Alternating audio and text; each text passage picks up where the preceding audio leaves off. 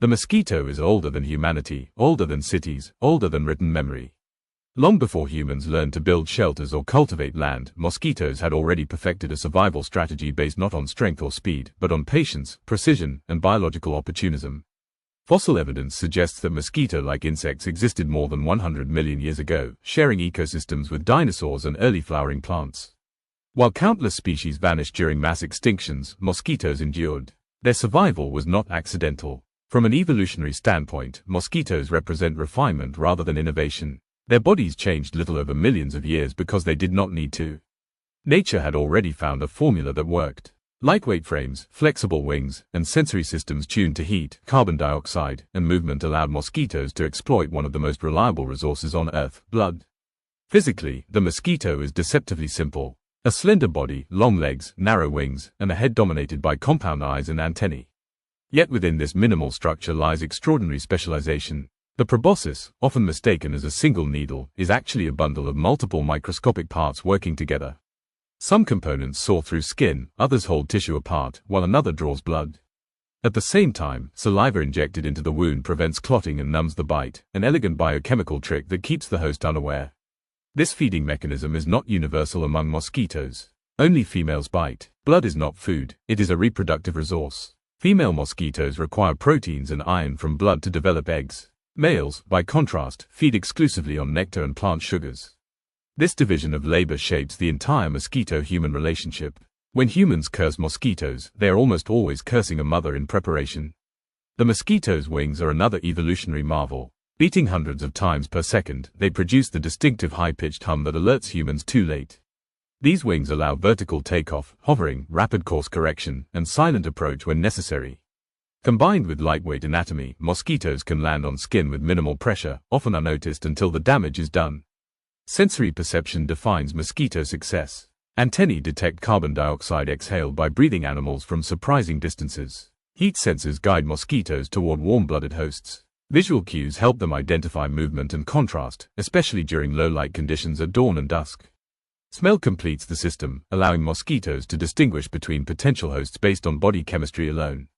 This precision turns the mosquito into a specialist predator, not in the traditional sense, but in function. It does not kill its prey directly. It harvests, and in doing so, it becomes a vessel. What makes the mosquito truly dangerous is not the bite itself, but what travels through it. Over evolutionary time, mosquitoes became ideal carriers for viruses, parasites, and bacteria. Pathogens that could survive inside a mosquito gained access to hosts across species and regions. Those that could not disappeared. The mosquito did not choose this role. It inherited it. Even at this early stage of its story, the mosquito emerges not as a villain, but as a consequence. A biological tool shaped by natural selection, indifferent to the suffering it causes, yet central to it. The mosquito does not intend harm. It simply follows a design that has proven devastatingly effective. The daily life of a mosquito is governed by cycles invisible to most of the creatures it affects. Light, humidity, temperature, and chemical traces in the air dictate every movement. Unlike insects that roam randomly, mosquitoes operate on schedules refined by evolutionary pressure. They appear when conditions favor them and disappear when survival demands restraint. Most mosquito species are crepuscular or nocturnal. They become active during twilight hours, when wind is minimal, temperatures are moderate, and hosts are less alert. Daylight exposes them to dehydration and predators, darkness offers cover. This timing is not coincidence. It is strategy. Habitat selection reflects adaptability taken to its extreme. Mosquitoes require water to reproduce, but that requirement is astonishingly flexible. A pristine wetland, a muddy puddle, a clogged gutter, a discarded bottle cap filled with rainwater, all are acceptable nurseries. Eggs are laid either directly on water surfaces or on damp substrates that will later flood. When water arrives, life begins. From egg to larva, the mosquito enters an aquatic phase that many people never witness. Larvae hang just beneath the water's surface, breathing air through specialized siphons. They feed continuously on organic debris, algae, and microorganisms. Movement is constant but economical, short, jerking motions that keep them suspended and alert. This stage is vulnerable, yet prolific. Thousands of larvae may occupy a single small body of water, racing through development before the habitat dries out or predators arrive. Pupation marks a transformation not only in form but in function. The pupa does not feed. It prepares. Internal structures dissolve and reorganize, assembling wings, legs, sensory organs, and reproductive systems. When emergence occurs, the adult mosquito rises from the water, rests briefly to harden its body, and takes flight. The transition is swift. The insect enters the air as a fully operational machine. Adult mosquito behavior splits sharply along sex lines. Males remain plant-focused, forming swarms and feeding on nectar. Their primary role is reproduction, and their lives are short. Females, once fertilized, shift priorities. Nectar sustains them, but blood enables reproduction. Without blood, eggs cannot develop. This biological necessity drives the mosquito's most infamous behavior. Blood feeding is deliberate and selective. Mosquitoes do not bite randomly. They choose hosts based on carbon dioxide output, body heat, skin microbiota, and even blood type. Some humans are bitten more frequently not because mosquitoes are aggressive, but because chemistry makes them visible. The mosquito approaches carefully, lands lightly, and inserts its proboscis with surgical precision.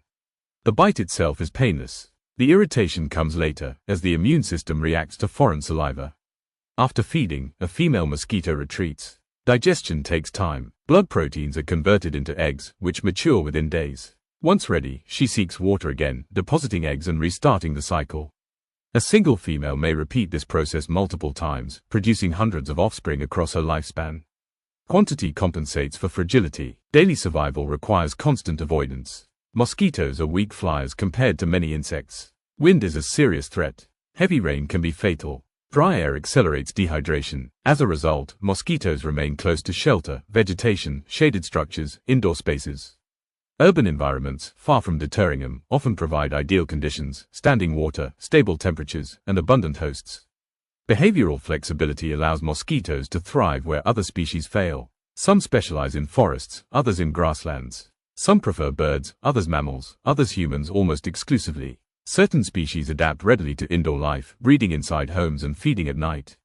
The mosquito does not need wilderness. It needs opportunity. What emerges from this pattern is not chaos, but optimization. Every behavior, when to fly, where to rest, whom to bite, when to reproduce, is calibrated to maximize reproductive success while minimizing risk. The mosquito does not overextend. It waits, it probes, it withdraws. This quiet discipline is what makes mosquitoes so difficult to control. They do not rely on a single habitat, a single host, or a single season.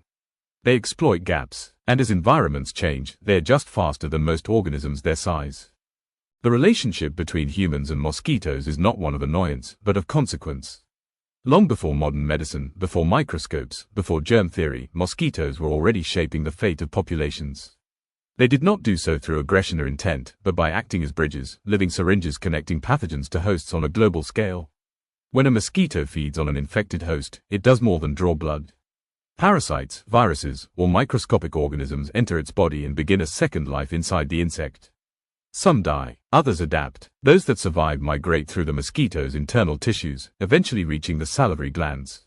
From there, they wait. The next bite completes the cycle. This process is slow, silent, and devastatingly efficient. Malaria alone has killed more humans than any war, famine, or natural disaster combined. For thousands of years, it dictated where cities could thrive and where empires faltered. Entire regions were shaped by its presence. Settlement patterns, agricultural practices, and even genetic evolution bear its imprint. Traits like sickle cell anemia persist not as defects, but as evidence of survival in mosquito-dominated landscapes. Other diseases followed similar paths. Viral infections spread rapidly through mosquito populations, moving faster than human understanding could keep up. Outbreaks arrived without warning, peaked brutally, and receded just as mysteriously. To pre-scientific societies, mosquitoes were not the cause. They were invisible accomplices. The blame fell on air, water, curses, or fate. As civilizations grew, mosquitoes adapted alongside them. Urbanization created standing water. Trade routes moved pathogens across continents. Warfare concentrated populations and weakened immune systems. Wherever humans gathered, mosquitoes found opportunity. In many historical campaigns, more soldiers died from mosquito-borne disease than from combat itself. Battles were decided not by strategy, but by biology. What makes mosquitoes uniquely dangerous is not the lethality of any single bite, but their consistency. They bite repeatedly, across lifespans measured in weeks but multiplied into millions. Each bite is a statistical event. Most cause nothing, some transmit illness. Enough of them change history. This dynamic reshaped the human view of nature. Mosquitoes became symbols of chaos, filth, and punishment. Yet biologically, they remained indifferent. They did not evolve to harm humans specifically. Humans simply became abundant, stationary, and predictable hosts. From the mosquito's perspective, this was optimization, not malice. Scientific understanding eventually caught up. The realization that mosquitoes were vectors, rather than the disease itself, transformed medicine and public health. Control strategies emerged, draining wetlands, installing screens, introducing insecticides, and later, developing vaccines and treatments. For the first time, humans began to push back. But mosquitoes responded. They developed resistance to chemicals. They shifted feeding times. They changed habitats. Some species learned to thrive indoors, bypassing outdoor controls entirely. Others altered host preference, biting humans more selectively. The evolutionary arms race accelerated, and mosquitoes proved to be fast learners. The psychological impact of mosquitoes is also profound. Unlike predators that inspire fear through size or strength, mosquitoes instill a different response: helplessness. They attack silently, unpredictably, and often at night. The damage they cause is delayed, invisible, and difficult to trace. This disconnect between cause and effect magnifies anxiety and frustration, embedding mosquitoes deeply into cultural memory as symbols of uncontrollable threat. Yet even here, the mosquito remains what it has always been: a carrier, not a mastermind. Its success lies in how perfectly it fits into the spaces humans create. Dense populations, stagnant water, global movement, these are invitations written into modern life. The mosquito did not invade human history. It accompanied it. For all the destruction mosquitoes enable, they are not ecological anomalies. They belong to systems older and broader than human history. To remove them entirely is not a simple victory, it is an intervention with consequences that extend far beyond human comfort. This is the paradox of the mosquito. It is both a threat and a function. In ecosystems, mosquitoes occupy multiple roles simultaneously. As larvae, they are processors of organic matter in aquatic environments. They consume algae, bacteria, and detritus, recycling nutrients and influencing water quality. In doing so, they become food for fish, amphibians, and other invertebrates. Remove mosquito larvae from an ecosystem, and entire food chains adjust, sometimes violently. Adult mosquitoes, too, serve as prey. Birds, bats, spiders, and insects feed on them, often relying on their abundance during peak seasons.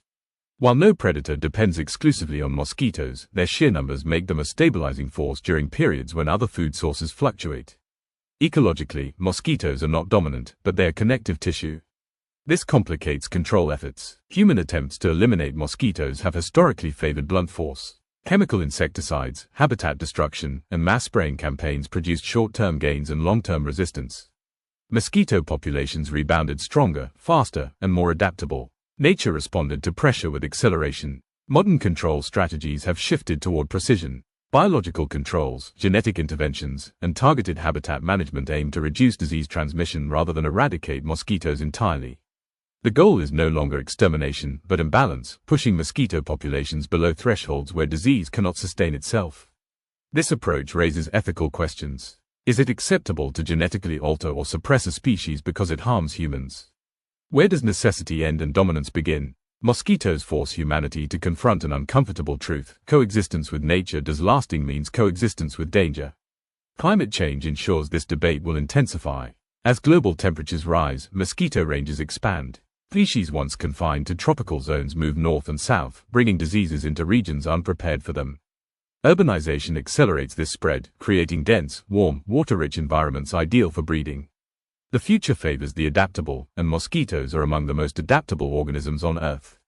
At the same time, technology advances. Surveillance systems track mosquito populations in real time. Data-driven interventions predict outbreaks before they peak. Vaccines and treatments reduce the lethality of diseases mosquitoes carry. For the first time, humanity is not reacting blindly. But victory is fragile. The mosquito does not need to win every encounter. It only needs to persist. Its strength lies not in intelligence or intent, but in redundancy.